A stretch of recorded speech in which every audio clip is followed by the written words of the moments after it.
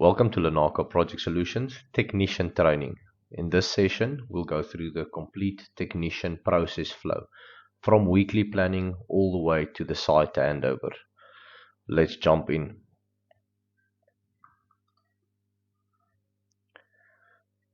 This training covers 5 critical areas: how we plan the work week, what to do on arrival at a site, how to handle additional work, or if you find that there's additional damages that's not covered on the scope of work, the steps to properly close out a job, and general rules every technician must follow.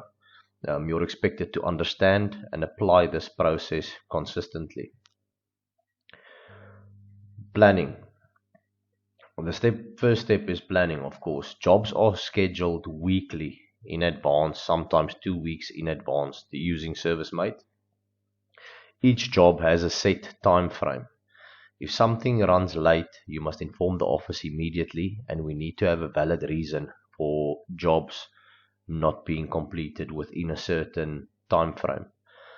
Scope of work is shared in the WhatsApp group with your team, and your team leader will assign specific days for each task.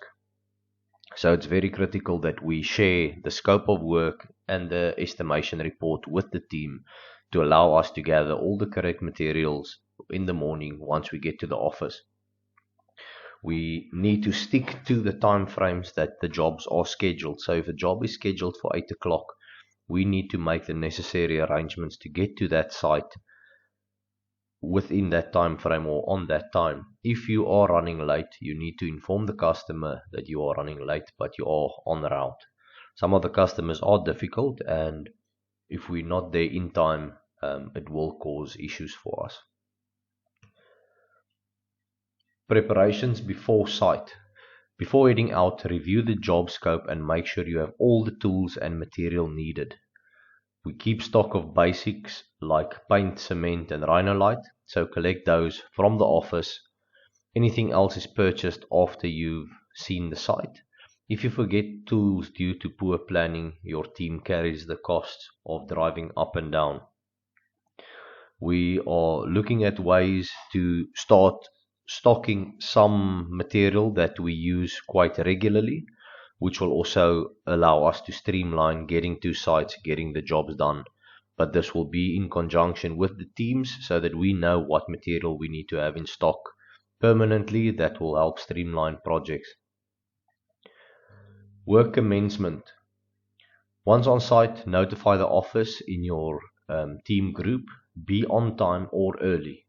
Introduce yourself to the client and walk the site with them. Go through the scope of work with the customer and check if anything extra is needed. This is your chance to flag any additional work that might be required.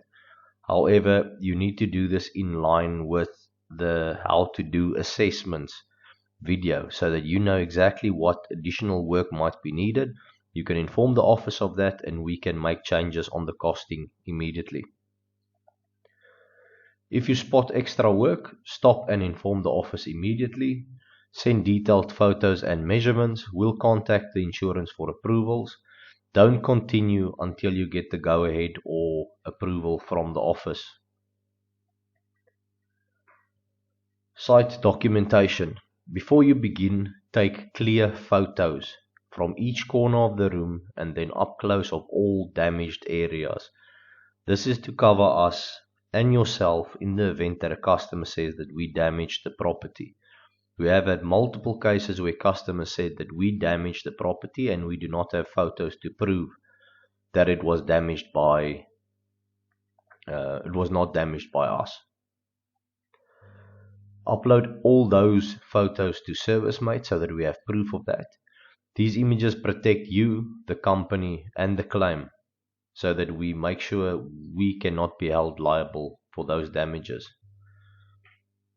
Work execution. Protect the client's property. Always use drop sheets. You break it, you pay for it. Keep the office updated as work progresses. If you finish early, let the office know. We might assign another quick job like paving. This is very important, and this is something that I want to touch on. If a job is booked for a day and we are able to finish that job faster, say we do it in half a day or something like that, it's very important that we get as much jobs complete as possible.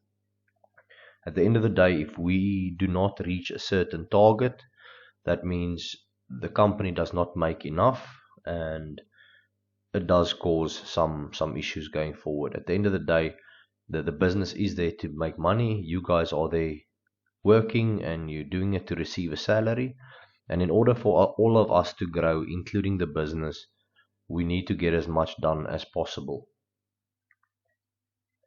If if you find on the estimate report that the materials that the insurance has allowed for is more expensive than on the estimate, for example, a trapdoor, I know steel trapdoors are more expensive than they allow for. We need to take note of that. We need to notify the office in order for us to be able to do a revision on that. Completion. When the job is done, take proper after photos again from each corner. Make sure all the paperwork is signed off. Send all the paperwork on your WhatsApp group. The clearance form, the signed scope of work, expense forms, receipts. We will then upload the documents onto the insurance's portal, and then we will mark the job as complete after invoicing has been done. It's very important not to change the job to completed from your side. Let the office do that. Then we get to general rules for the vehicles. Refuel in the afternoons on your way home. Use engine only unless there's not one close by and you really need to get fuel. Send your receipt on the group. All receipts need to be sent on the group. Every week we need to do an inspection on the vehicles to check that everything is in order, everything is good, the oil is fine, the water is fine, the vehicles are clean. We have told the company that does the servicing of the buckies they need to place stickers on the windscreen. As soon as your bucky gets close to that service interval, notify us in advance so that we can make the required arrangements to get the vehicle booked for a service. General rules for the moving of furniture. We are doing the customer a favor by moving their furniture for them. It's not a requirement for us to do that. However, we need to make sure that the customer is present when we move that furniture. If the insured must move valuables and test electronics to show that everything is working, we are not liable for damage unless we fail to follow this process. Use the waiver form on ServiceMate to protect yourself and the company to make sure that the customer can't say that we damaged the property. Communication. If you need approval or help, contact Chantal in the office. She'll assist and make notes. If it's very serious, it can be escalated to Hannes. Always use WhatsApp and send photos so that we can act fast. Devices and data use. Team leaders get work phones. These are for work only. If you use data for anything else, you will pay for it. Take care of your device. It's a tool, not a toy. Comebacks and site damages. Poor work leads to written warnings and your team will cover the cost of fixing it. If you use casual labor, you are still responsible for the work and you need to ensure that they do their work correctly. Any damages to the client's property is on your team, internal or external. Do the job right the first time. So, summary, let's recap. Be on time, communicate clearly, use drop sheets, take proper photos, upload your paperwork, and respect the client's space. This process protects everyone, including you. Questions and support. If you're unsure of anything, please ask. Speak to your team leader or contact the office or contact Hannes for any clarifications that might be needed. Thank you for watching. Now let's get to work and do it properly.